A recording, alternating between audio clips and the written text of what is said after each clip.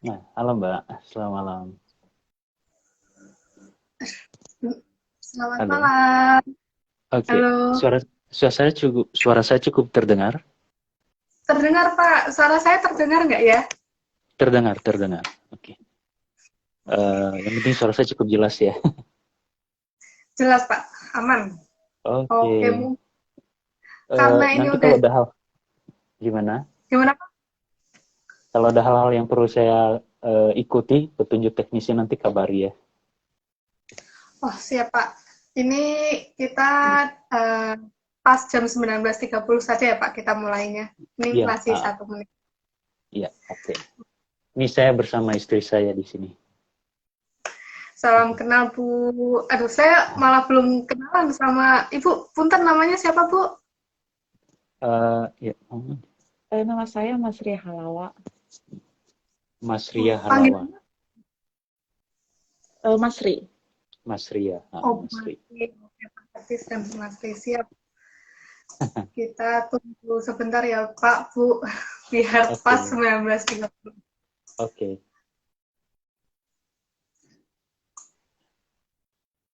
Mbak tinggal di mana? Saya di Tinggal di mana? Jakarta Pusat. Oh, Pak Etes Jakarta di mana, Pusat. Pak? Kami di Jakarta Selatan, dekat kantor imigrasi di sini. Oh, iya, iya. Iya. Sering ke RSCM nggak, Pak? Atau gimana, Pak? Enggak. Dulu pernah beberapa kali waktu anak kami yang dirujuk untuk pemeriksaan ke sana.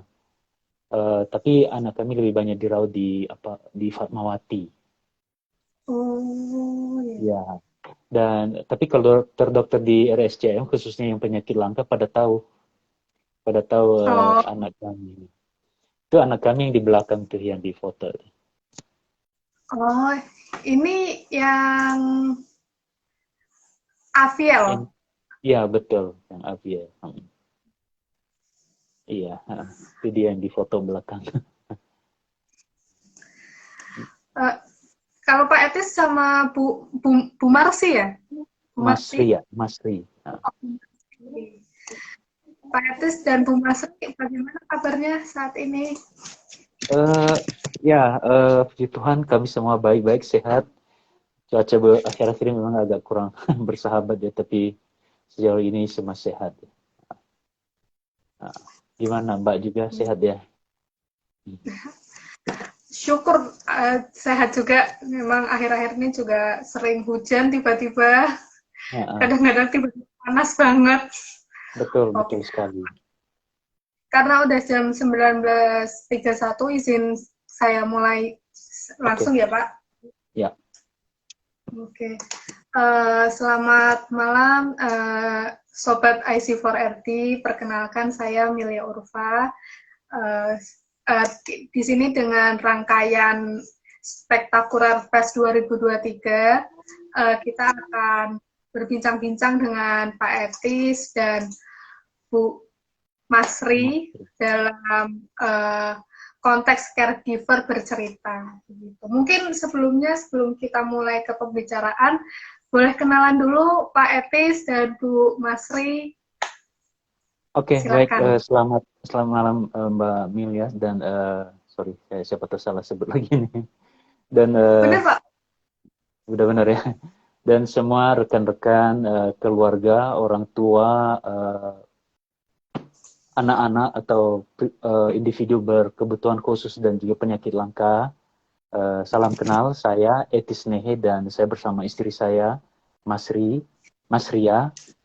Kami senang sekali bisa bergabung pada malam ini. Berharap ada sesuatu yang kami bisa bagikan dan mungkin melengkapi pengalaman Bapak Ibu yang juga berada dalam perjuangan yang sama dengan kami. Dan juga mungkin bagi yang tidak memiliki pengalaman ini bisa belajar hal-hal yang mungkin bisa dipelajari dari pengalaman ini. Um, Kami tinggal di Jakarta, tapi aslinya kami dari Pulau Nias. Kami tinggal di Jakarta dan kami domisili di Jakarta Selatan. Kami punya 3 anak. Anak pertama itu udah kelas 2 SMP. Dan anak yang kedua kami itu berkebutuhan khusus dengan diagnosis global atau developmental delay Dan yang ketiga itu sudah dipanggil Tuhan pada tahun lalu, namanya Avier, dengan diagnosis berdasarkan tes genetik itu Glass syndrome. Foto Aviel ada di belakang kami di dinding bagi yang ingin melihat seperti apa sosoknya. Jadi Aviel meninggalkan kami pada bulan April, 20 April 2021 yang lalu. Ya, kira-kira itu Mbak Amelia, apa itu udah cukup untuk perkenalan? Sudah Pak Etis, terima kasih atas perkenalannya. Bu Masri, kalau mau perkenalan juga silahkan Bu. Sudah, sudah. Tadi udah diperkenalkan. Biar teman-teman juga mendengar suaranya Bu Masri. Gitu. Oke, mungkin langsung saja kita mulai karena memang ini malam ini kita mau saling bercerita gitu ya, terutama dari Pak Etis dan Bu Masri gitu, bercerita selama menjadi caregiver anak berkebutuhan khusus itu bagaimana sih ceritanya, sukanya, dukanya, pengalamannya, penerimaannya gitu. Mungkin kita awali dengan pertanyaan, menurut Pak Etis dan Bu Masri, apa sih arti orang tua untuk anak berkebutuhan khusus begitu? Silakan Pak Etis. Ya, ya saya mungkin akan ceritakan sedikit dulu dari mana ini mulai kisah kami ya. Jadi setelah itu nanti saya akan masuk ke sana. Sebenarnya kami pertama sekali menemukan kondisi anak kami berkebutuhan khusus itu pertama anak kedua kami, namanya Rafael. Jadi dia umur 5 tahun, kami memasukkan dia TK, ternyata dia belum bisa lancar berbicara. Jadi dulu kami pikir itu sekedar biasakannya pengetahuan umum zaman dulu itu ya, kalau anak cepat jalan nanti bicaranya lambat. Kalau bicaranya lambat nanti ya. Jadi kita pikir itu kan akan normal dengan natural ya. Jadi ketika kemudian kami ke sekolah untuk mengurus dia masuk TK, guru di sana, kepala sekolah di sana bilang kepada kami, Pak, baiknya periksakan kondisi ini ada apa sebenarnya, supaya kalaupun nanti dia bisa masuk ke sini, kami tahu treatment seperti apa. Dari situ kemudian perjalanan kami itu 2017 ya, dari situ perjalanan kami itu dimulai, dan dari rumah sakit ke rumah sakit, dari rujukan ke rujukan di Jakarta ini, akhirnya kami mengetahui kondisi anak kami Rafael ini memiliki global developmental delay, jadi terlambat keseluruhan kondisinya. Jadi sekarang ini dia berusia 10 tahun, tapi dalam berbagai hal kapasitasnya itu bervariasi, ada yang 2 tahun, ada yang 3 tahun, ada yang 4 tahun kemampuannya. Nah ini dia baru lewat sebelah saya. Nah, ini Rafael namanya. Dan jadi kemudian kami melakukan treatment sesuai dengan petunjuk dokter dan konsultasi termasuk terapi. Kami lakukan berbagai terapi. Nah adiknya yang Aviel ini bertumbuh dengan normal dan tidak ada masalah apa-apa sampai kemudian ketika kita lagi masa pandemi kemarin itu ya, PSBB itu awal-awal itu kami kan di rumah terus, semua tidak kemana-mana, dan dia aktif normal senormal-normalnya sampai pada akhirnya bulan September tiba-tiba dia mulai memiliki gejala apa itu tidak kuat berdiri, tidak kuat jalan, dan bisa itu tiba-tiba jatuh, bisa terduduk. Kalau duduk pun dia nggak bisa duduk seperti biasa, itu bisa jatuh lagi di kasur gitu ya. Secara perlahan kondisinya itu sampai kemudian kami mulai perlahan melakukan assessment untuk dia. Awalnya kita kira itu mungkin cikumonya itu ya. Tapi nggak ada perubahan setelah dikasih obat. Kemudian akhirnya kami minta rujukan, dan kemudian kami sampai di Fatmawati, dan dokter-dokter di sana kemudian langsung mencurigai ada sesuatu yang nggak beres dengan kondisi ini. Akhirnya dia langsung dirawat inap. Hari itu ada kurang lebih 2 minggu kami langsung perawatan evaluasi pertama langsung rawat inap. Dari sana kemudian selama di rumah sakit itu kondisinya itu melemah, menurun. Dia udah mulai nggak bisa bicara, makin nggak kuat berdiri, nggak kuat jalan, dan mulai menunjukkan gejala-gejala yang tidak biasa, tidak normal. Dia mulai menyakiti dirinya sendiri, menggigit, terus ngomongnya itu udah nggak beraturan, dan padahal dia ngomongnya pintar sekali sebelumnya. Sampai akhirnya dokter melakukan asesmen dengan berbagai cara dan beberapa indikasi awal yang sudah dicoba disimpulkan ternyata nggak valid, dilakukan pemeriksaan lebih lanjut, tidak ketemu juga sampai akhirnya diputuskan waktu itu melakukan tes genetik. Dan itu dilakukannya di Jerman. Jadi kami harus membayar mahal sekali untuk biaya tes genetik itu lebih 13 juta. Karena di Indonesia itu belum bisa dilakukan. Dan kami menunggu hasilnya kurang lebih hampir 3 minggu atau 1 bulan sampai kemudian ketemulah diagnosis ini, dia indikasinya itu ke arah Glass syndrome itu tadi. Nah, bagi mungkin yang belum familiar dengan ini, karena para dokter pun banyak nggak familiar ini karena dia kasus yang sangat langka. Ini sebagai informasi saja berdasarkan hasil evaluasi kemudian termasuk oleh Profesor Damayanti di RSCM atau guru besar juga di Fakultas Kedokteran UI, itu menyimpulkan bahwa ini sejauh yang mereka tahu ini kasus pertama yang terkonfirmasi di Indonesia. Jadi para dokter di rumah-rumah sakit seluruh Indonesia belum punya panduan penanganan atau treatmentnya seperti apa. Nah, Glass syndrome itu kurang lebih seperti ini ya, saya coba terjemahkan dari hasil pemeriksaannya begini.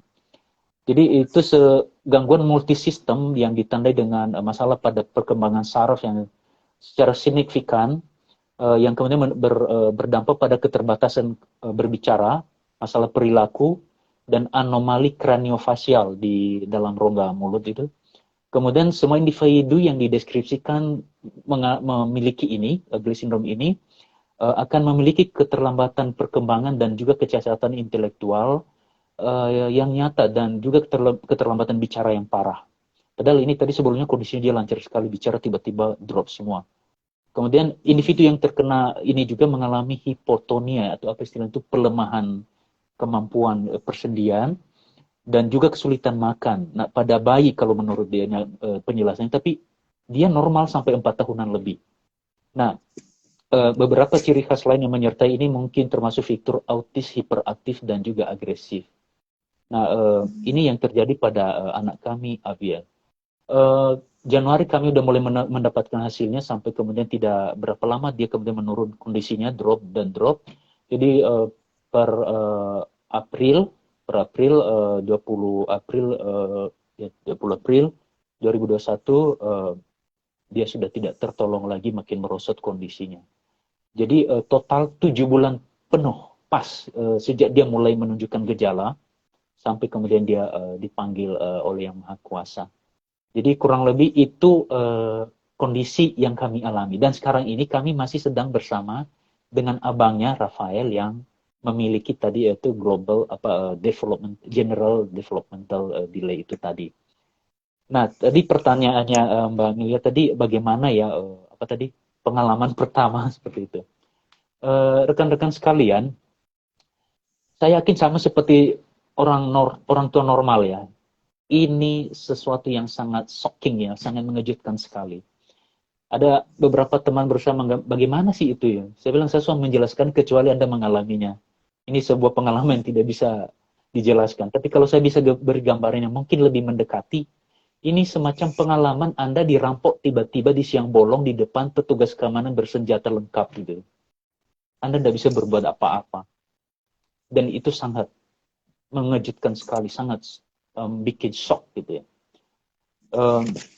Orang tua yang normal pasti akan hancur hatinya, dan kami juga merasakan itu. Kami memiliki masa-masa yang berat menghadapi itu seperti itu. Jadi pada saat awal itu kami semua kayak itu ya, kayak tiba-tiba kayak tsunami mendadak gitu dan semua blank gitu. Bagaimana memulai memahami ini semua dan bagaimana memulai memosisikan diri menyikapi ini semua, benar-benar bingung semua. Saya mungkin beri sedikit gambaran ya. Ini momen titik kritis ya. Ini momen titik kritis bagi semua orang tua, saya yakin itu ya. Ini juga pengalaman kami dari berinteraksi dengan banyak orang tua anak berkebutuhan khusus atau berpenyakit langka yang ketika pertama kali mendapatkan diagnosis anak mereka. Itu benar-benar titik kritis banget ya. Jadi ada proses adaptasi yang tidak akan mudah saat menerima kenyataan atau hasil diagnosis itu di depan dokter ya saat pertama sekali itu. Terpukul, terguncang, Karena bagaimana tidak, itu harapan, mimpi-mimpi kita terhadap anak-anak itu tiba-tiba ambiar gitu ya. Berantakan semua. Terhenti semua. Jadi akan ada semacam transisi baru untuk memulai kehidupan baru dengan keadaan yang benar-benar berbeda dalam waktu yang mendadak. Kita harus melakukan banyak sekali penyesuaian fisik, penyesuaian psikologis, baik bagi anak kita maupun bagi kita sendiri, penyesuaian biaya tentu, merawat anak-anak berkebutuhan khusus dan dengan penyakit langka itu very very high cost, sangat-sangat berbiaya mahal. Kemudian kita harus melakukan setting ruangan untuk membuat dia situasi nyaman bagi dia untuk perawatan, melengkapi peralatan pendukung perawatan di rumah, pemeriksaan yang berkelanjutan, rujuk sana rujuk sini, mengubah jam dan pola kerja kita semua, pola bangun tidur dan segala macam berubah semua. Bahkan cuti kita akan berubah semua, bahkan ada yang berhenti kerja. Ya, saya bertemu dengan banyak orang tua seperti itu. Kebutuhan biaya tadi dan juga kesiagaan ya. Siaga terus setiap waktu karena khawatir terjadi sesuatu yang mendadak terjadi perburukan. Jadi ketika pertama sekali ini terjadi, seketika kita harus melakukan switching ya, perubahan mode hidup kita dari normal cuma satu single mode, jadi dual mode sekalian. Hidup kita sendiri yang dalam tanda petik normal sebelumnya, tiba-tiba ada kondisi khusus yang harus kita juga ladeni dengan normal, menurut keadaan itu. Dan itu menjalani kehidupan dengan dual mode sekaligus itu menyakitkan sekali, menyiksa sekali, capek, melelahkan sekali. Dan saya bisa memahami bahwa begitu banyak orang-orang tua yang ketika ini terjadi benar-benar down, dan beberapa benar-benar rontok gitu ya, masih dalam pengertian hopeless. Dan ada yang kemudian sampai terjadi perburukan sampai tidak bisa bangkit. Dan ini situasi yang benar-benar tidak mudah memang. Jadi kira-kira itu pengalaman ketika momen itu terjadi, Mbak Emilia. Bisa ini dari pengalaman kami, ini benar-benar terjadi. Ini benar-benar terjadi bagi kami. Dan kemudian kami compare dengan banyak pengalaman teman-teman orang tua yang kami bergabung dalam beberapa grup. Orang tua dengan anak berkebutuhan khusus dan penyakit langka, kurang lebih sama ininya, walaupun kadang dinamika tingkat dinamikanya itu berbeda-beda terhadap setiap orang dan case yang muncul per hari gitu. Kira-kira itu Mbak Mia. Terima kasih Pak Etis. Kalau dari ada tambahan jawaban gitu atau penjelasan untuk menambahi penjelasan Pak Etis, gitu, Bu.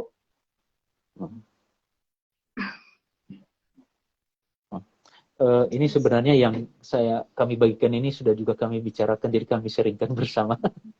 Ya, ya mungkin ini sedikit catatannya. Kenapa saya mengajak dia ikut? Tadi saya minta izin supaya dia ikut, bukan cuma saya. Dan ini juga semacam pesan bagi semua orang tua anak berkebutuhan khusus dengan penyakit langka. Saya bisa menyaksikan bahwa sebenarnya sebagian besar dari kisah yang akan kami ceritakan dan akan jelaskan lagi nanti ke depan ini adalah paling banyak dialami dan dirasakan oleh istri saya sendiri.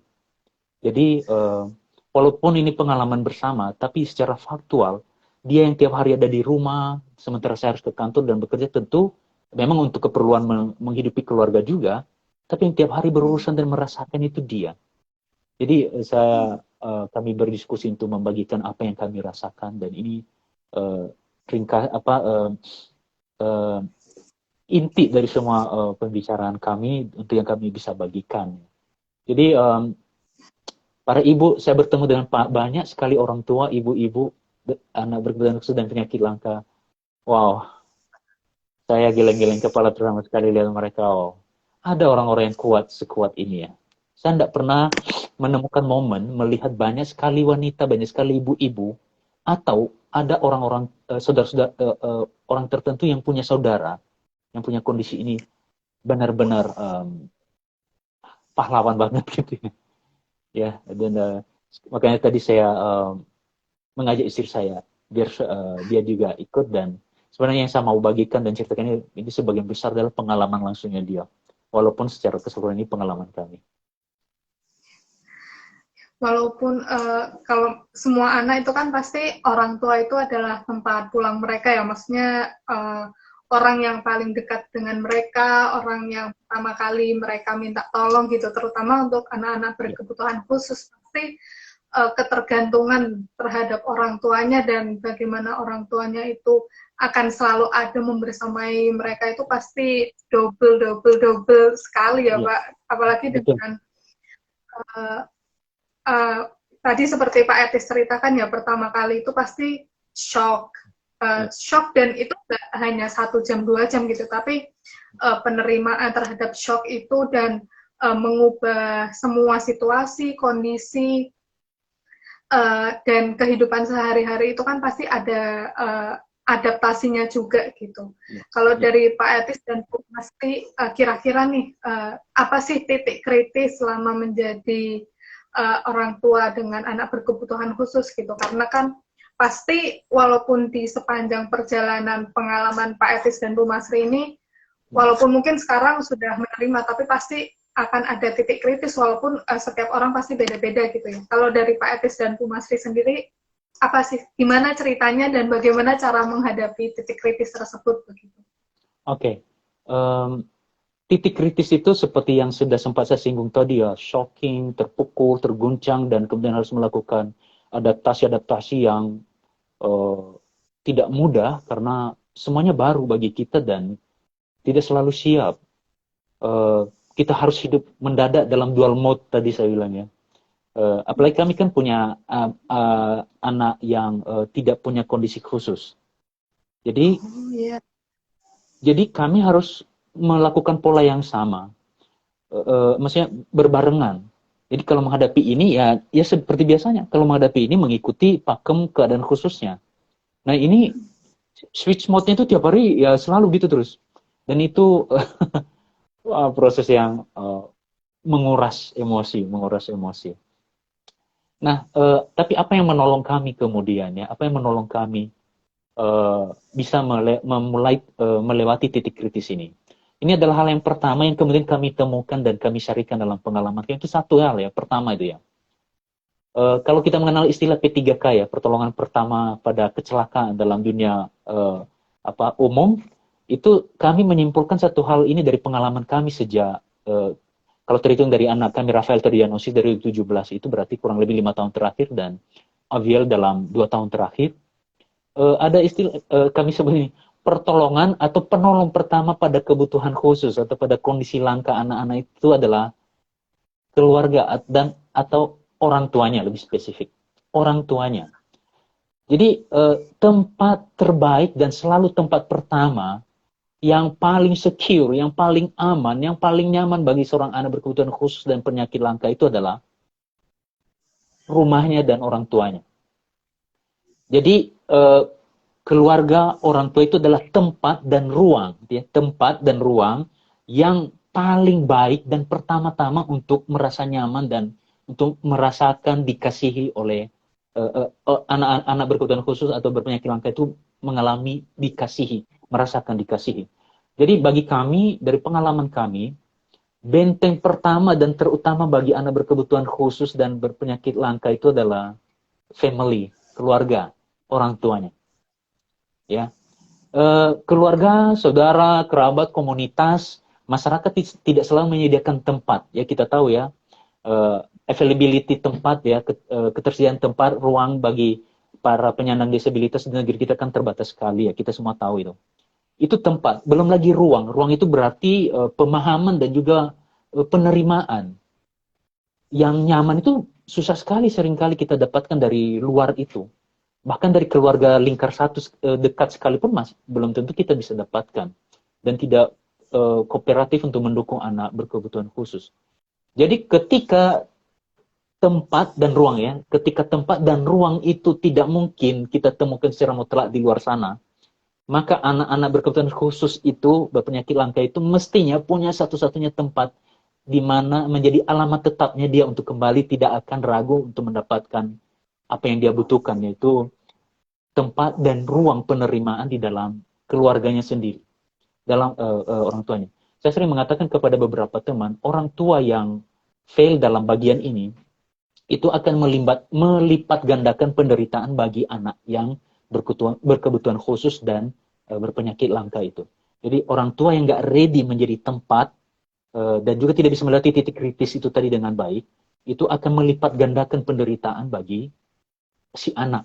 Karena orang tua akan berputar-putar mengurus dirinya sendiri, sementara ada anak yang harus lebih membutuhkan prioritas. Jadi sering ini jadi clash nanti dan akhirnya ada anak-anak itu kemudian ini terabaikan. Saya ingat ya, ini sedikit cerita ya. Kalau bagi yang nonton pembukaan Piala Dunia beberapa hari yang lalu, minggu yang lalu ya, saya membaca satu kisah di sana, ada seorang namanya Ghanim Al-Muftah. Ternyata dia seorang dengan memiliki penyakit langka.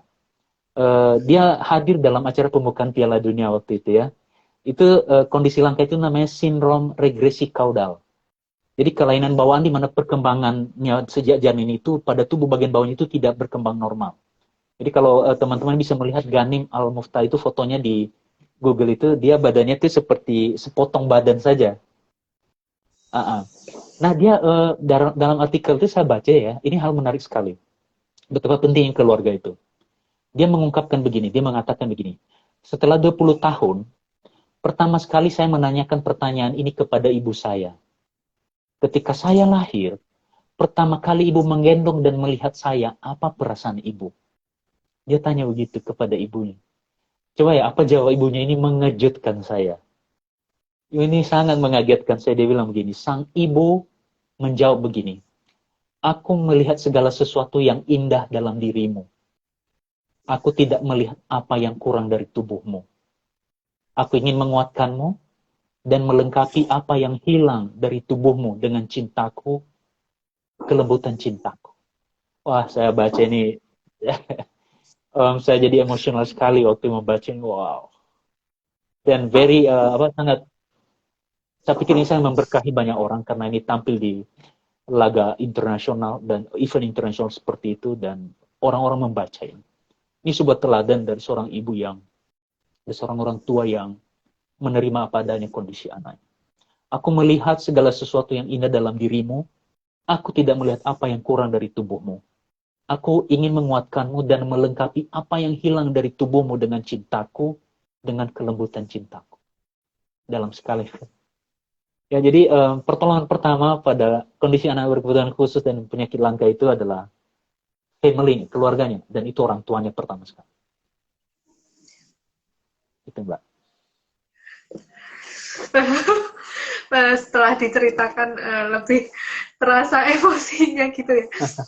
Oke, mungkin nanti malah belum diceritakan Pak Etis yang tentang bagaimana sih kalau cerita pengalaman Pak Etis dan Bu Masri sendiri gitu terkait titik kritis yang dialami selain shocking tadi ya pasti awal banget gitu. Tapi setelah shocking tersebut gitu, apakah ada titik kritis lainnya di mana mungkin saya nggak merasa Pak Etis dan Bu Masri akan menyerah gitu, tapi apakah ada di saat-saat yang benar-benar kritis sekali, kemudian bagaimana sih caranya melewati titik tersebut gitu, karena pasti di luar sana gitu mungkin ada orang tua yang mungkin tidak bisa saling bersama gitu ya, maksudnya setelah melihat nih ada anaknya gitu, habis itu kemudian mereka malah saling menyalahkan atau mungkin mereka meninggalkan anaknya tersebut, entah mungkin ditinggalkan di mana atau dititipkan ke keluarga yang lain gitu. Itu kalau dari Pak Etis dan Bu Masri sendiri bagaimana? Iya. Katanya saya aja yang jelas. Saya bisa memaklumi sekali dan setiap kali menemukan cerita seperti ini, walaupun mungkin ini kisah yang saya mau mengatakan ini pertama dulu ya. Dari pengalaman kami mengalami kondisi yang seperti ini membantu kami kenapa kami bisa lebih empati, bisa merasakan keadaan orang-orang yang sedang dalam kerumitan situasi ketika menghadapi situasi ini.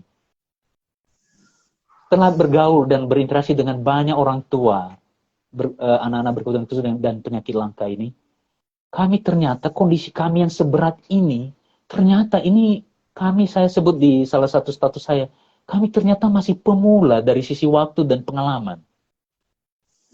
Saking beratnya situasi kondisi anak berkebutuhan khusus dan penyakit langka itu. Apalagi kalau kondisi penyakit langka yang sebenarnya sangat-sangat langka. Nah, anak kami ini sendiri, Aviel, hasil diagnosisnya itu sebenarnya berdasarkan kesimpulan, ini adalah kasus pertama yang ditemukan di Indonesia. Dan di seluruh dunia ini masih masuk kategori sangat-sangat langka. Karena kasusnya tidak banyak banget. Jadi makanya sampai sekarang pun secara global belum ada semacam panduan treatment seperti apa. Jadi ini benar-benar membingungkan sekali. Kita punya anak seperti itu, terus kita tidak tahu mau bikin apa. Nggak ada polanya seperti apa penanganan, dan nggak ada tata caranya bagaimana. Dan kita akhirnya mau pasrah begitu aja, kan nggak mungkin melihat itu anak pas. Tapi kita mau lakukan sesuatu juga, nggak bisa. Pada saat yang sama kita hancur gitu. Jadi ada semacam tarik-menarik antara kita memperjuangkan kita tetap survive, mengatasi emosi dalam diri kita, pada saat yang sama anak kita membutuhkan kita saat yang sama. Dan ini seringkali terjadi konflik dan bisa memicu situasi yang chaos banget bagi minimal di dalam pikiran gitu ya. Jadi kadang-kadang ya tidak bermaksud membenarkan bahwa kemudian ada orang-orang tua yang kemudian lepas tangan, tapi saya tahu bahwa ini situasi yang benar-benar tidak mudah bagi setiap orang tua untuk memiliki situasi ini. Pada awalnya juga kami meraba-raba semua, kan nggak ada panduan untuk yang begini, mendadak seperti itu. Akhirnya waktu itu kami berpikir, oke, kami harus memilih prioritas mana yang harus kami tangani dulu. Kami dalam kondisi sehat, kami dalam kondisi fit, artinya kami masih punya availability peluang untuk bisa survive jauh lebih baik untuk melanjutkan kehidupan. Sementara anak ini kondisinya kritis seperti ini, dia lebih butuh tenaga kami. Jadi waktu itu yang kami lakukan adalah kami melupakan sejenak urusan-urusan diri kami gitu loh. Kami berpikir sekarang apa yang terbaik yang dapat kami lakukan untuk anak ini. Jadi kami forsir semua ke dia. Kami alihkan semua energi kami untuk dia. Jadi ternyata pada saat yang sama ketika itu terjadi, ya secara psikologis kami lupa sebentar ya dengan itu. Tapi ternyata itu juga menjadi semacam proses releasing ya. Jadi penyaluran yang positif dari emosi negatif kami itu kepada hal yang positif untuk menolong si anak. Nah, dan lebih dari itu adalah selain dari kesadaran dan upaya untuk berbuat maksimal tadi, tentu kesadaran bahwa kami percaya bahwa ada Tuhan yang mengendalikan kehidupan ini. Dan kami sadar bahwa dalam momen itu toh ini di depan mata kami, ternyata kami nggak bisa berbuat apa-apa.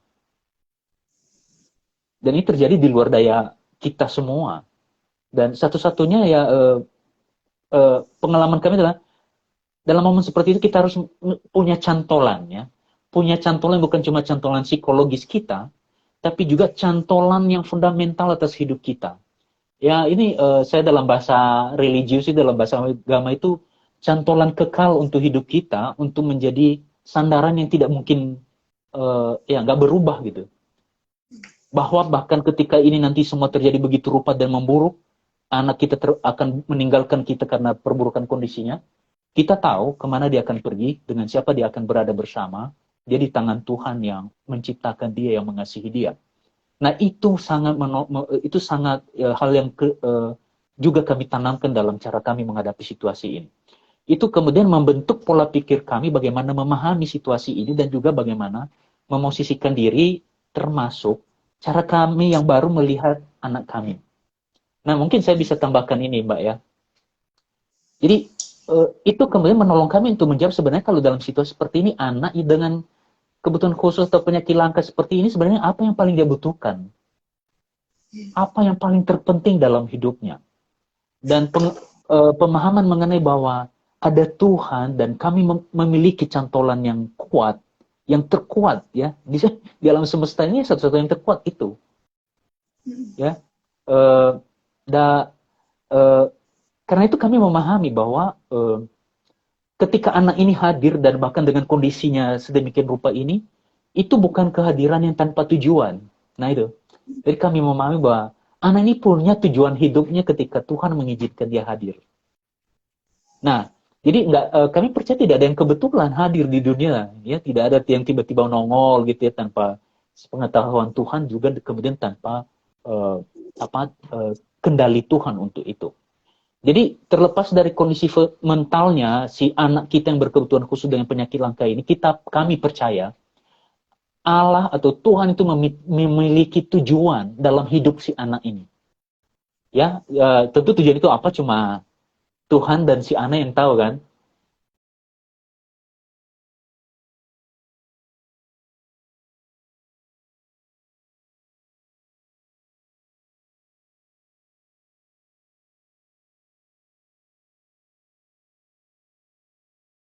Yang berkaitan dengan hidup anak ini. Yang kedua, kesadaran itu membawa kami pada pemikiran tentang kesejahteraan hidupnya yang secara utuh. Jadi baik fisik maupun kerohaniannya. Ini kan kondisi yang secara fisik mungkin tidak lagi sempurna, tidak lagi baik. Tapi dia layak mendapatkan perawatan terbaik sehari-hari, perawatan dan keamanan dan kenyamanan fisiknya, kebutuhan-kebutuhan fisikalnya semua termasuk kebutuhan psikologisnya.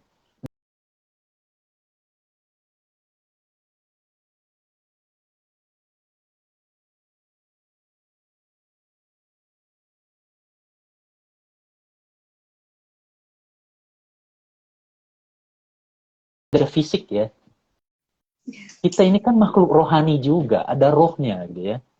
Dan dalam keyakinan kami, kami meyakini satu hal itu bahwa ya manusia itu juga makhluk rohani.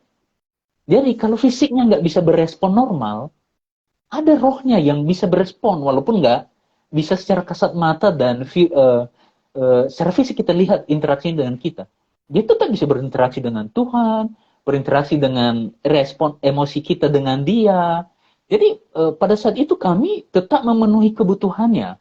Kebutuhan rohaninya misalnya berdoa, mengajak dia beribadah. Kebetulan waktu anak kami ini, Aviel ini melemah kondisinya kan pandemi.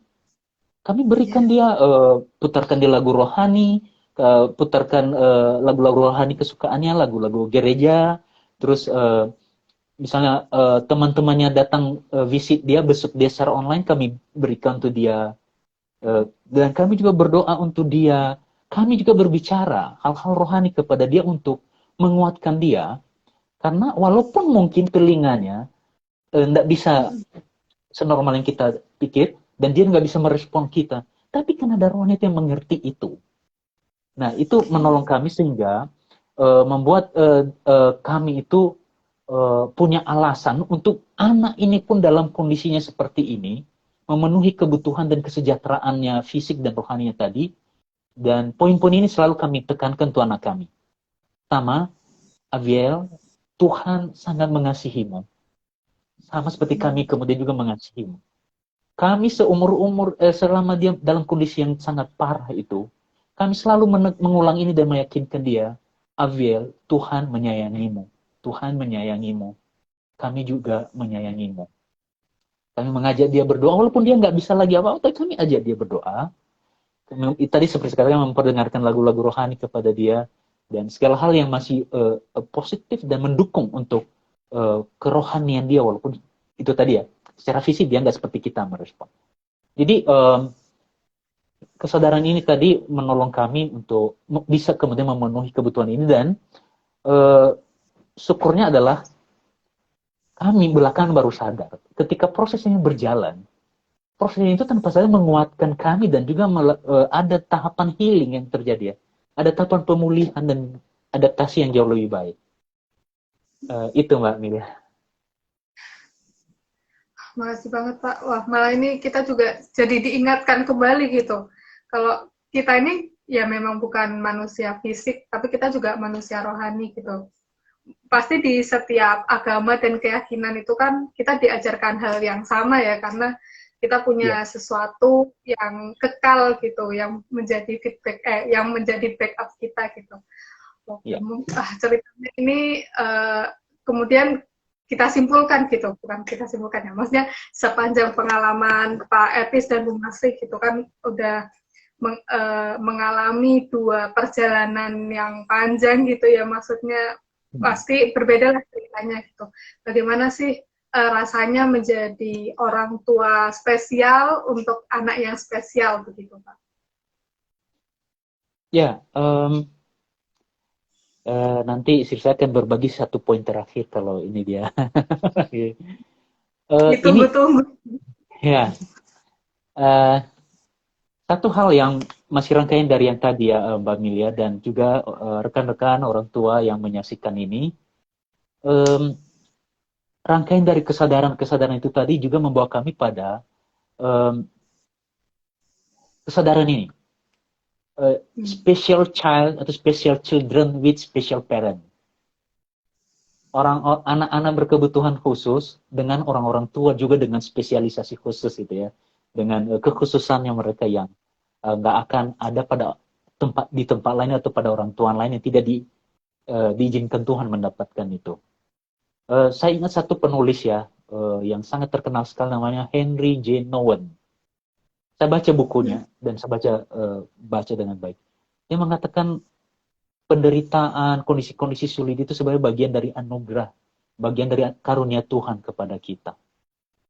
Ini sesuatu yang dalam sekali. Bagi yang mau mendalami ini, nanti saya bisa bagikan apa judul bukunya dan bisa cari bukunya. Kesadaran ini menolong saya dan saya juga banyak membaca buku ya. Istri saya banyak, karena dia nggak serajin saya membaca buku, dia banyak mencari insight dari tontonan dan lain-lain. Itu menolong kami untuk mengerti bahwa ternyata menjadi orang tua bagi anak berkebutuhan khusus dan dengan kondisi langka itu tidak sekedar caregiver, ya, tidak sekedar caregiver, tidak sekedar pemberi perawatan, ya, tetapi juga pengemban amanat dari Allah, pengemban amanat dari Tuhan, ya. Jadi ABK atau dengan penyakit langka adalah sebenarnya milik kita sekaligus bukan milik kita kan? Ada paradoks itu ya. Dia milik Allah yang ditempatkan sementara milik kita. Jadi kita nggak bisa memperlakukan anak ini sepenuhnya milik kita sehingga ketika sesuatu terjadi seolah-olah kita kehilangan segala-galanya yang adalah milik kita gitu. Jadi kesadaran ini tadi menolong kami untuk mengerti sisi lain dan bagaimana memperlakukan dan memahami penderitaan. Jadi kalau ini bukan milik kita sepenuhnya dan juga ternyata pada saat yang sama adalah milik Tuhan, maka sebenarnya saya menemukan ini kemudian saya coba simpulkan dalam kata-kata seperti ini. Ternyata dalam merawat anak-anak berkebutuhan khusus itu sebenarnya kita adalah rekan sekerja bagi Tuhan untuk merawat anaknya yang ditempatkan bersama kita. Okay? Kita rekan sekerja Tuhan, rekan sekerja Allah untuk merawat miliknya yang ditempatkan untuk menjadi milik kita sementara ini. Jadi karena itu ketika kita mencintai, kita peduli, kita melayani anak-anak kita, merawat pribadi-pribadi yang berkebutuhan khusus dan penyakit langka ini, tidak melulu karena mereka darah daging kita. Tidak melulu semata-mata karena mereka sahabat, kerabat kita. Tidak melulu karena kita punya keahlian, skill untuk itu, karena mungkin kita studi ikut terapi, pelatihan terapi dan lain-lain.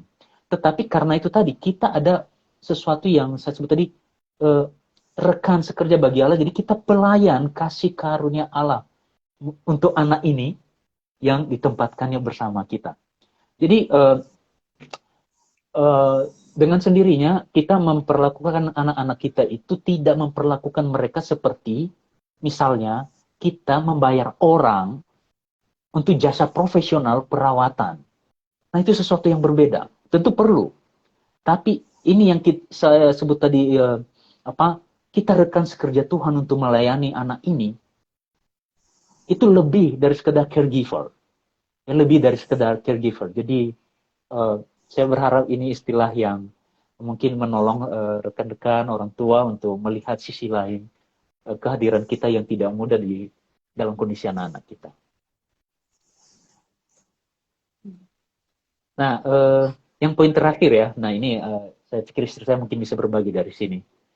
Hal yang penting sekali adalah caring for caregiver, pertolongan pada orang-orang yang memberi pertolongan seperti kita orang tua ini. Kita semua kan lelah sekali ya menghadapi situasi seperti ini. Jadi Silakan istri saya mungkin bisa menambahkan yang membagikan.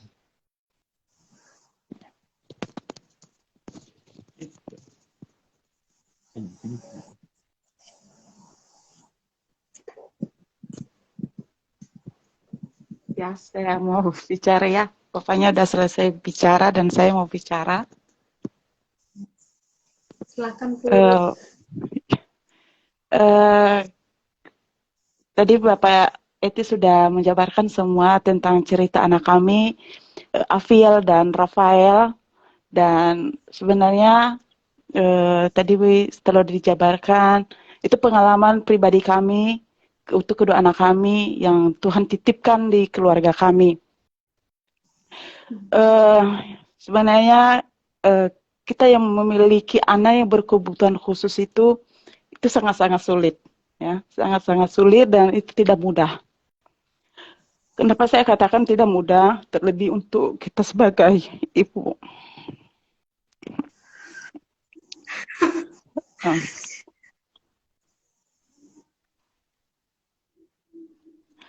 Yang lebih merasakan merawat anak berkebutuhan khusus itu adalah ibu. Karena yang menguras tenaga juga adalah seorang ibu.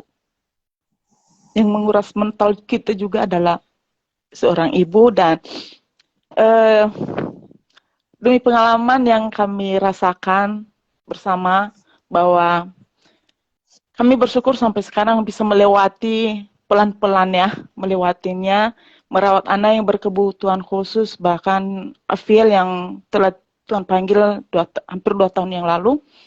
Dan kami bersyukur saat ini kami dikuatkan, walaupun secara ini menyedot sekali ya, energi kita, seperti saya katakan tadi, fisik, mental kita, itu tidak mudah.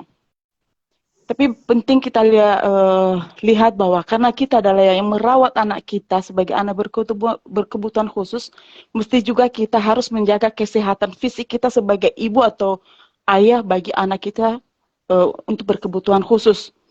Kita harus menjaga pola makan kita dan kesehatan kita. Kalau kita sakit, siapa yang menjaga anak kita? Karena yang menjadi sandaran anak-anak kita itu adalah kita sendiri, bukan orang lain. Yang menjadi yang utama dalam kehidupan anak itu adalah orang tuanya, bukan orang lain.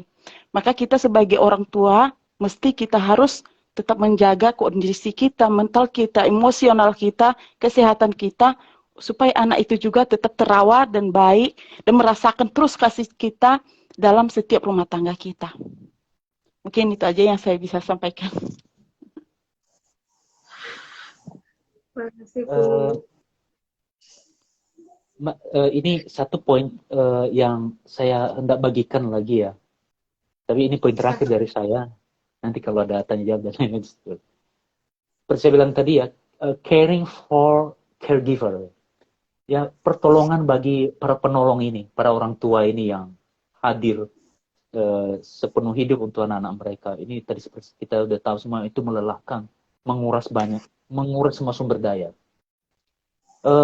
Bapak Ibu, rekan-rekan yang berjuang dalam perang dunia yang sama ini bukan perang ya. Kita semua sadar bahwa merawat anak-anak berkebutuhan khusus dengan penyakit langka itu adalah seumur hidup. Entah berapa lama usianya akan diperkenankan Tuhan bersama kita. Dan pendek panjang umur yang masih Tuhan perkenankan itu pasti akan menyedot energi kita, fisik dan mental kita. Jadi karena itu penting sekali untuk kita juga menjaga kestabilan kesehatan fisik kita dan juga kesehatan mental kita. Memang seringkali orang tua banyak yang kemudian terpuruk kondisinya karena benar-benar tersedot, nggak lagi makan teratur dan lain-lain. Kami dalam kondisi kami, seburuk-buruknya kondisi kami berusaha untuk menjaga itu. Karena apa? Kalau kami fail dalam menjaga kesehatan kami, yang korban 2 kali lipat adalah anak kami. Itu alasannya kenapa kami kemudian berusaha juga semaksimal mungkin menjaga kondisi kami. Kondisi mental kami juga. Ada banyak cara bisa kita lakukan, berdoa, berdiskusi, berkomunitas, bergaul, berbagi cerita dengan orang-orang, dan bagi kondisi-kondisi tertentu yang memang mengalami kondisi yang mungkin membuat kemampuan fungsi individu itu berkurang, tidak ada salahnya untuk mencari pertolongan pada konselor, pada psikolog yang membantu untuk mendengar, untuk releasing ya, untuk melepaskan beban itu dan kemudian menuntun kembali untuk memulai tahapan-tahapan mengatasinya. Sejauh ini kami tidak pernah mencari sesi khusus untuk layanan konseling dan lain-lain, tapi kami bersyukur kami punya banyak teman. Kami punya kebetulan berada dalam komunitas yang teman-teman kami itu banyak berkecimpung di dalam dunia konseling. Jadi saya pun belajar dan juga sering mendengar dan mereka bertanya tentang kami, itu udah menjadi bagian dari menolong kami. Nah, saya pikir itu para orang tua penting untuk memiliki komunitas seperti ini dan juga kontak-kontak terhadap layanan psikologi, konseling yang sangat membantu. Kemudian dua hal terakhir yang saya bagikan. Pertama, ini penderitaan yang sebenarnya kita semua kadang udah tahu. Ini pada kondisi anak kami waktu itu saya sudah sadar. Ini kayaknya nggak mungkin sembuh lagi. Dan dokter juga sudah memberi petunjuknya. Dan kalaupun sembuh, ini akan benar-benar parah sekali kondisinya. Jadi pilihannya nggak banyak. Seperti saya sebutkan di awal tadi, ada mengubah cara pandang kita terhadap penderitaan itu juga menolong kita. Jadi kami tidak hanya melihat kondisi anak kami ini melulu penderitaan saja, tetapi juga sebagai momen pengalaman bersama Tuhan dalam seluruh rangkaian peristiwa kejadian dan kehidupannya. Jadi ketika semua ini nanti berlalu, yang kami targetkan itu adalah, ya misalnya kemudian anak kami udah berpulang sekarang, kami tidak cuma punya koleksi pengalaman penderitaan tentang dia. Kami tidak cuma punya koleksi penderitaan, tapi juga koleksi pengalaman baru, pengalaman memahami Tuhan, memahami kehidupan, dan pengalaman kemenangan lewat proses-proses yang bertahap dalam itu. Misalnya tadi, kemenangan melewati ketakutan mengenai apa yang akan terjadi, apalagi yang terjadi besok. Jadi itu menolong kami. Dan itu juga menolong kami memahami lebih dalam siapa kami, siapa diri kami, dan juga kemudian jauh lebih bisa memahami sekarang pengalaman dan keadaan orang lain. Jadi apa yang kami alami dari anak kami, Aviel, tidak hanya koleksi pengalaman penderitaan kemudian, tetapi juga pengalaman iman, pengalaman spiritual, pengalaman relasi dengan diri kami dan juga orang lain. Jadi itu. Dan yang terakhir sekali adalah sekali lagi mengingatkan yang tadi itu ya, bahwa kita bukan sekedar caregiver. Kita bukan profesional pemberi jasa layanan perawatan kepada anak-anak kita. Tapi kita adalah rekan sekerja dari Tuhan untuk melayani dan merawat anak-anak Tuhan yang dipercayakan sebentar kepada kita sebagai milik kita. Ya, jadi kita lebih dari sekedar caregiver, tetapi kita adalah, saya tidak tahu bagaimana membahasakannya, saya mengatakan begini, we are the lover of our lovely child. Ya. Kita orang-orang mencintai, memberi cinta, menjadi mata air cinta bagi anak-anak kita. Jadi bukan cuma pemberi perawatan saja. Dan keluarga adalah sumber mata air kasih itu bagi anak-anak dengan kondisi-kondisi seperti ini tadi. Seperti tadi kita mulai di awal, kita mungkin tidak akan menemukannya di tempat lain. Walau kita tahu ada banyak juga orang yang kemudian punya hati untuk orang-orang berkebutuhan khusus dan penyakit langka. Tapi kalau itu tidak terjadi, tidak kita temukan, kita tahu satu-satunya tempat anak itu mendapatkan apa yang dia tidak bisa, tidak perlu minta dari orang lain adalah kasih di dalam keluarganya dan dari orang tuanya sendiri. Jadi itu saya pikir yang hal penting untuk bahwa perlu juga bagi kita para orang tua ini untuk menyadari kita nggak cuma caregiver ya, tapi sumber kasih ya, penyalur utama dari kasih Allah kepada anak-anak kita. Dan saya yakin itu akan memberikan kita perspektif yang baru untuk melihat anak-anak kita dan juga melihat semua penderitaan kita itu. Demikian Mbak Milia, silakan kalau mungkin ada yang bertanya. Iya, terima kasih banyak Pak Etis dan Bu Masri atas ceritanya dan berbaginya yang luar biasa banget gitu. Walaupun saya bukan dari keluarga penyintas gitu ya, tapi sangat memberikan kekuatan dan juga memberikan insight yang baru gitu untuk saya, dan semoga juga menjadi penguat bagi keluarga penyintas gitu terutama. Mungkin dari rekan-rekan teman-teman yang sedang menonton saat ini, jika ada yang ingin bertanya, silahkan, mumpung ada Pak Etis dan Bu Masri di sini gitu. Mungkin kalau sempat bilang ya, kalau di awal Pak Etis dan Bu Masri itu nggak punya panduannya gitu. Nah mungkin sekarang Pak Etis dan Bu Masri yang menjadi panduan orang tua lainnya gitu. Gimana sih caranya menghadapi ini semua gitu. Silahkan rekan-rekan sekalian. Tadi banyak juga sih. Kalau ada pertanyaan mungkin Mbak aja yang baca ini, saya nggak bisa ikuti dari layar. Oh, Pak, siap. Tadi ada, tapi bukan pertanyaan sih Pak, lebih ke peluk erat untuk Bu Masri. Terima kasih. Keren banget Bu Masri, Pak Etis ya. Kayak gitu banyak banget tadi waktu Pak Etis sama Bu Masri menjelaskan ya. Ada juga yang bilang, saya juga merasakan hal tersebut gitu. Ya. Kalau boleh tahu, Pak Etis dan Bu Masri berarti berkomunitasnya, apakah juga ikut komunitas orang tua dengan anak berkebutuhan khususkah, atau gimana Pak? Ya, kami ikut, sejauh ini kami ikut 4 kelompok malah. Jadi satu dari Yayasan Penyakit Langka, apa nama kami. Kemudian ya salah satunya ini grup kita ini Indonesia Care for Rare Disease. Ini salah satunya. Kemudian ada juga satu grup lain bersama teman-teman lainnya, Good Work. Terus ada satu lagi komunitas kita kebetulan ini orang-orang satu tempat terapi dulu. Tempat satu terapi, dan kebetulan kami juga dari satu sesama orang Kristen. Jadi kita buat setiap akhir pekan itu persekutuan untuk kami punya aktivitas kegiatan rohani juga. Jadi ini bagian yang integratif ya, bagian yang melengkapi semua. Dan spiritual kami orang tuanya juga harus selalu sehat lewat kegiatan-kegiatan ibadah dan lain-lain. Ya, jadi kami ada 4 komunitas yang kami ikut. Plus kami ikut satu komunitas yang terkait dengan sindrom anak kami, Agil, yang Glass syndrome. Jadi saya bergabung di dalam paguyuban mereka di Facebook. Ada komunitasnya di Facebook. Jadi para orang tua bisa juga bergabung di kelompok-kelompok seperti ini.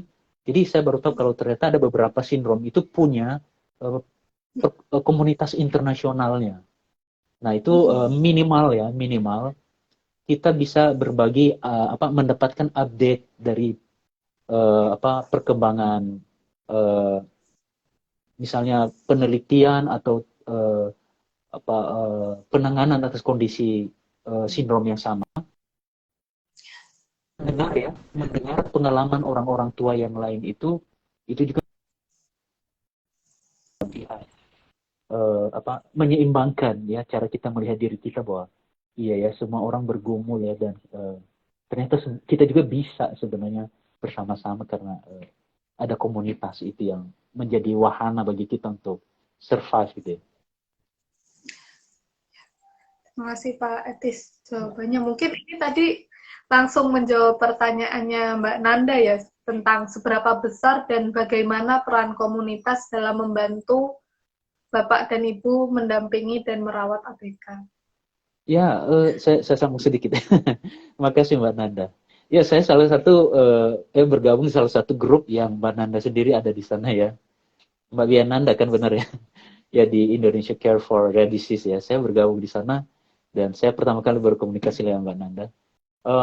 Walaupun mungkin saya tidak selalu aktif di grup itu, tapi saya ikuti semua. Hampir semua case postingan itu saya baca. Jadi setiap kali melihat ada orang tua sedang sekarang bergumul, berjuang mencari informasi, mencari pertolongan ini. Ya kadang-kadang saya juga nggak bisa berbuat apa-apa, tapi dalam hati saya berdoa, Tuhan tolong. Ini ada situasi lagi seperti ini. Jadi kadang-kadang ya saya nggak bisa bikin apa-apa karena setelah mengikuti itu saya cuma terhanya melihat, aduh ada satu lagi yang kondisinya sedang buruk ya. Apalagi ya saya ikut dalam 4 grup ini hampir selang-seling ada info duka di sana, ada info duka di sini. Makin membuat apa ya, kesadaran itu terus terjaga gitu ya. Oh, ada kehidupan yang seperti ini lagi dan ada orang yang membutuhkan dukungan lagi, ada yang membutuhkan dukungan lagi. Dan itu juga kemudian menolong saya walaupun saya tidak harus kasih tahu di mana atau bagaimana bentuknya. Saya seringkali melakukan secara personal upaya-upaya baik edukasi maupun kalau misalnya ada yang saya tahu, ada yang perlu ditolong saya lakukan secara silent gitu ya. Sering saya lakukan seperti itu. Jadi dengan info-info seperti itu saya berusaha membantu. Kalau saya nggak bisa, mencoba menghubungkan ke orang. Jadi itu komunitas sangat membantu sekali. Thank you. Masih banyak Pak Etis atas jawabannya. Mungkin sudah di ujung acara karena sudah jam 20.29. Mungkin untuk yang terakhir gitu, menutup agenda kita malam ini dari Pak Etis dan Bu Masri, apakah ada pesan-pesan untuk caregiver lainnya atau tadi mungkin kalau kata Pak Etis ya orang yang memberi kasih ke anak gitu. Nah, silakan dari Pak Etis dan Bu Masri jika ada pesan-pesan untuk yang lainnya. Ya, Oke, rekan-rekan orang tua atau saudara-saudara yang punya keluarga dengan kondisi berkebutuhan khusus dan penyakit langka, ada banyak hal yang dalam kehidupan ini di luar kendali kita. Ada banyak hal yang terjadi di luar harapan-harapan kita, dan ada banyak juga hal yang meskipun kita mungkin sudah menyadari atau bisa memprediksi itu akan terjadi, tapi tidak selalu kita berada dalam kondisi yang fit untuk menghadapi dan menerima situasi itu. Kehidupannya se-real ini kehidupan itu. Kita tidak bisa mengendalikannya, sama seperti kita tidak bisa mengatur, termasuk juga tidak bisa menolak ketika kemudian keadaan-keadaan yang berbeda dengan harapan kita itu akhirnya ternyata terjadi pada diri kita. Sejak beberapa waktu yang lalu, sejak anak kami Rafael itu terdiagnosis, saya udah jauh-jauh hari itu meninggalkan pemikiran Tuhan, why me? Kenapa saya? Kenapa kami? Saya kadang-kadang bergurau menyebut. Kalau misalnya tanya begitu terus dia jawab, why not? Gitu kan? Kenapa tidak kalau Anda yang saya pilih untuk ini? Ya, jadi kita tahu bahwa secara normal, secara natural kita menginginkan kehidupan yang semua baik-baik, normal saja ya. Tapi seperti tadi ya, Tuhan yang mengendalikan hidup ini, kita tahu juga bahwa kalaupun ini terjadi, ini bukan karena kesembronoan, bukan karena ketidakacuan Tuhan atas hidup kita. Anak-anak berkebutuhan khusus atau dengan penyakit langka ini adalah anak-anak Tuhan sendiri, anak-anak milik Tuhan yang sementara ditempatkan menjadi milik kita. Jadi ini bukan milik kita sepenuhnya. Jadi ketika Tuhan mengizinkan ini terjadi pada keluarga kita, ingat Tuhan memberikan kita kesempatan, dan bukan cuma kesempatan, dan memang menempatkan kita sebagai partner Tuhan, rekan sekerja Tuhan dalam melayani anak-anak seperti ini. Jadi para orang tua, be the best, lakukan yang terbaik apa yang Anda bisa. Seringkali memang yang terbaik yang kita lakukan itu tidak seterbaik yang mungkin bila semuanya keadaan baik-baik saja dan normal atau yang diharapkan banyak orang. Tapi kalau itu berasal dan lahir dari cinta yang tulus, karena kesadaran itu tadi bahwa kita ditempatkan Allah untuk merawat anak-anak ini, kita akan menyalurkan kasih yang tulus juga kepada anak-anak ini. Seberapa terbatas pun kemampuan kita memberikan layanan yang terbaik untuk mereka. Kita lakukan yang terbaik. Lebih dari itu ya sudah. Biar apapun yang menjadi kehendak Tuhan jadilah pada. Karena kalaupun itu akhirnya terjadi, itu kan berarti yang terbaik dari Tuhan. Tetap semangat orang tua, Bapak Ibu. Perjalanan masih panjang bagi sebagian besar kita. Jadikan ini pengalaman, gak cuma pengalaman penderitaan, perjalanan pengalaman penderitaan juga, tapi perjalanan spiritual bagi kita semua. Dan karena itu saya percaya kita akan menikmati dan mendapatkan manfaat dari semua proses ini. Jadi tidak sekedar aspek negatifnya saja dari pengalaman ini seolah-olah semua buruk saja. Terima kasih kiranya kita semua ditolong oleh Tuhan, oleh Allah yang Maha Baik itu melewati hari-hari yang tidak mudah, hari demi hari bersama anak-anak dan saudara-saudara kita yang berkebutuhan khusus dan dengan penyakit langka. Terima kasih.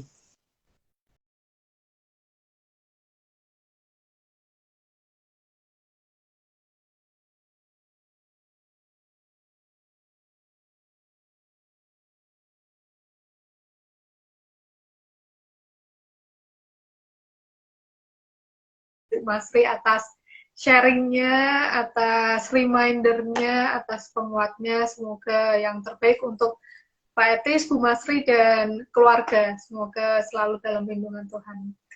Terima kasih. Amin. Mungkin itu. Mohon maaf sekali jika saya ada salah-salahnya selama memoderatori malam ini. Mungkin cukup sekian. Selamat malam, selamat beristirahat. Oke, selamat malam semua. Selamat beristirahat. Izin saya M ya Pak, Bu. Oke.